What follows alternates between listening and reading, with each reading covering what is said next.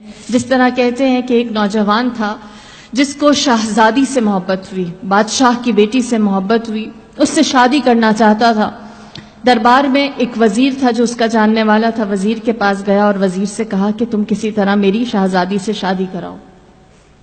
کہتے ہیں وزیر نے کہا کہ بادشاہ کو ایک داماد چاہیے، اپنی بیٹی کے لیے شوہر چاہیے ہے، لیکن اس نے شوہر کے لیے جو سٹینڈرڈ رکھا ہے وہ یہ کہ بڑا عبادت کرنے والا، مخلص، پرہیزگار ہو، دنیا کی خواہش اس کے اندر نہ ہو۔ اگر تم کچھ عرصے کے لیے ایسا پریٹینڈ کرو، بہت عابد و زاہد بن جاؤ، کسی جھونپڑی میں جا کر جنگل میں اکیلے رہو اور وہاں عبادت کرو تو میں تمہارا یہ کام کر سکتا ہوں۔ اس کو یہ آئیڈیا اچھا لگا، وہ ایک جنگل میں گیا، چھوٹی سی ہوتے ہیں، اس نے اپنے لیے ایک ہٹ بنایا، اس میں بیٹھ کر عبادت کرنے لگا، اور جب اس نے وہاں عبادت کرنی شروع کی اس کو مزہ آنے لگا۔ یہاں تک کہ کچھ دن نہ گزرے تھے کہ وہ وزیر بادشاہ کو لے کر اس کی جھونپڑی میں آیا۔ بادشاہ اس کی جھونپڑی کے اندر گیا، جنگل میں اس کے چھوٹے سے گھر میں، ٹوٹے ہوئے گھر میں گیا اور اس نوجوان سے ملاقات کی، باتیں کی۔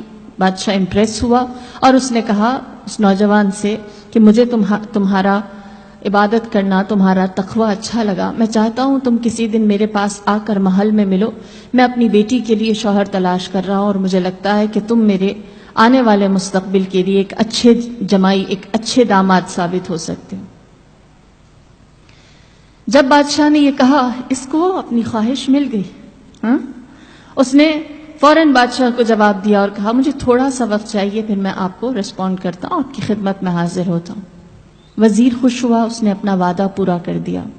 جیسے ہی بادشاہ اس جھونپڑی سے باہر نکلا ہے، پیچھے سے اس نوجوان نے اپنا ساز و سامان، اپنا بوریا بستر سمیٹا اور کسی ایسی جگہ چلا گیا جہاں اس کی کسی کو خبر نہ ہوئی، گم، لاپتہ، کسی کو علم نہ تھا وہ کہاں گیا، کیا ہوا۔ وزیر حیران ہوا کہ اس نے خواہش کی تھی، اس نے چاہا تھا اور میں بادشاہ کو ادھر لے کر گیا، پھر بھی وہ نہ ہوا۔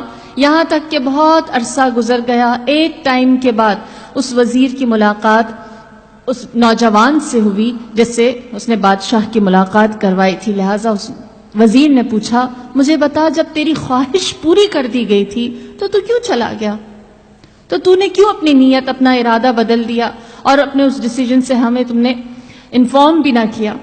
اس نوجوان نے کہا جب بادشاہ میرے پاس آیا میرے اس جنگل کے چھوٹے سے جھونپڑے میں اور اس نے وہ بات کہی جو میں سننا چاہتا تھا، تو اس وقت میں نے اپنے آپ سے سوال کیا، اتنی عبادت کی تو بادشاہ چل کر تمہارے جھونپڑے میں آ گیا، ایک آرزو، ایک خواہش کے پیچھے اگر میں اپنے رب کے لیے عبادت کروں تو کیا میرے دل میں میرا رب نہیں آ سکتا؟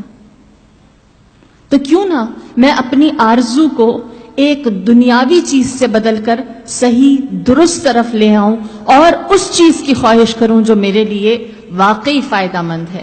لہٰذا میں نے اپنی اس خواہش کو چھوڑا اور کہا میرے اس جھونپڑے جیسے دل میں اللہ کو بلاتا ہوں۔ تو یہ آرزو کا فرق ہے، یہ خواہش کا فرق ہے، یہ تمنا کا فرق ہے۔